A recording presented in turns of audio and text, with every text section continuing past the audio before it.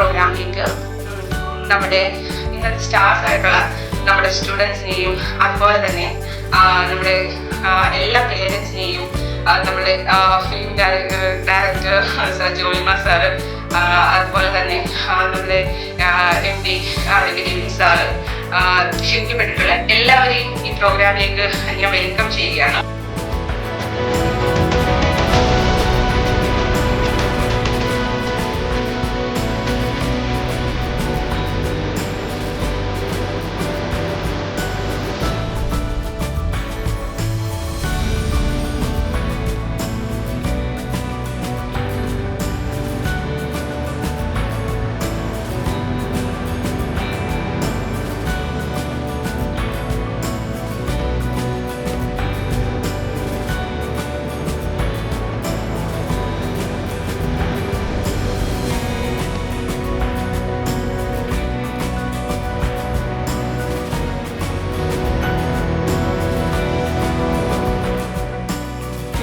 വന്നു.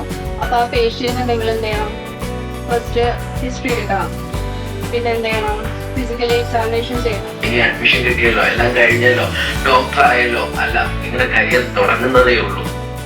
നിങ്ങൾ എന്താകണം എന്ന് തീരുമാനിക്കുന്നത് ഈ 5 വർഷമാണ്. ഈ 5 വർഷം പ്രോപ്പറായിട്ട് നിങ്ങൾ വർക്കൗട്ട് ചെയ്താൽ നിങ്ങൾക്ക് ഒരിക്കലും റിഗ്രറ്റ് ചെയ്യേണ്ടി വരുന്നില്ല.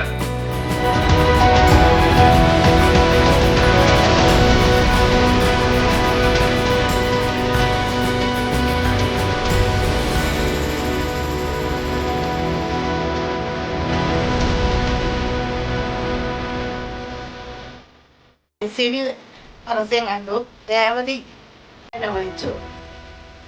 ഞാൻ പറഞ്ഞു വരുന്നില്ല എന്ന് പറഞ്ഞു. പിന്നെയും വിളിച്ചു.